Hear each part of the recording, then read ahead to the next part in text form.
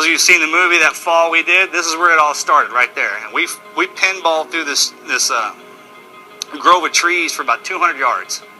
I landed on my back, and I broke my back in multiple places, broke my pelvis, and Mikey landed on his face. I remember he crushed his face pretty bad because when he sat up to look at me, it was, all bloody or whatever. He turned around. Well, that's when they hit us with the rockets and the mortars, and our world just kind of started blowing up around us. Well, it was time to go to work, all right? And at no point in time was any of my teammates afraid of anything. At no point in time did anybody stall in the door, so to speak. They didn't kind of back up and say, hey, I don't want to be in this. It was, hey, this is what we're here to do. Let's do this. About an hour and a half into this gun battle, Danny had broken both his femurs. He had a compound fracture on one of his tib fibs, and he had been shot 4 times that I know of. So I was dragging him. In the movie, they kind of portrayed this the right way, but except for one piece, and that's where we were separated. He didn't die alone. Any and all my guys that got killed, I was right there.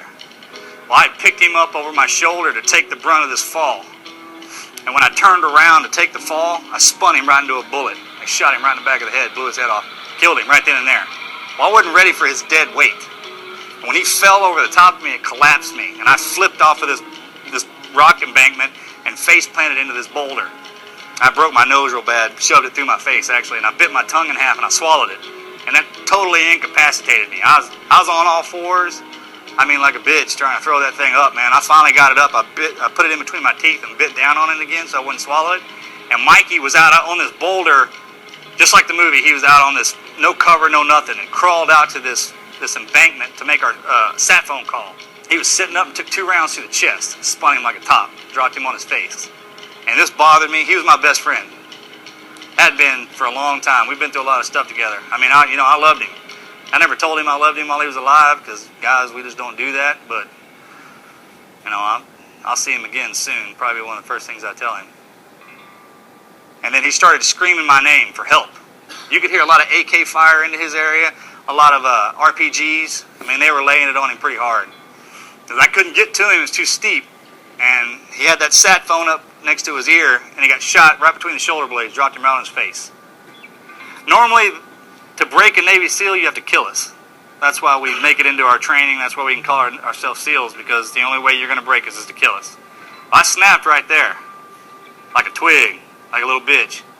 I couldn't stand to hear him die. They killed him. I never saw him again, ever.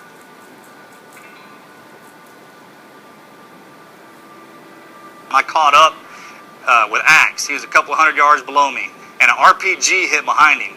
Separated us. Blew him one way, blew me another. I never saw him again for the rest of my life. It knocked me out again. When I came to, I was laid over the back side of this rock. I was upside down.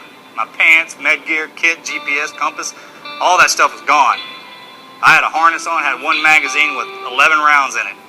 I went out there with 13 magazines of 30 rounds. I rolled over. I was paralyzed from the waist down. I started crawling, using my elbows. I started pulling myself through the dirt into the side of this ravine. Well, I got up, man. The sun was going down. And I started to crawl. Well, I was in bad shape. I was dying. I didn't know what to do. And I was laying in this tree looking at the moon and feeling sorry for myself. And I must have laid there. And I was thinking, my brother's a Navy SEAL too. I got a twin brother. He's a Navy SEAL. And I was thinking about him a lot and my teammates and everything that all the training that I'd been through. And I lay there, I was like, you're being a bitch, get up, let's go. That's exactly what I said. What was I going to do, lay down there and die? I wasn't going to do that. I definitely wasn't going to feel sorry for myself.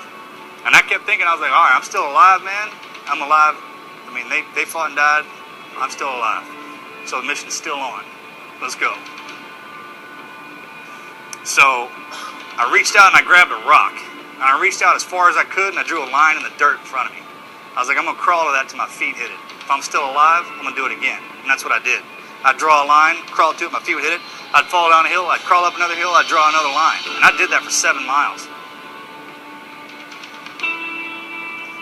When it was an option, when I was out there and I was shot, I laying down there, and somebody was like, well, why didn't you quit?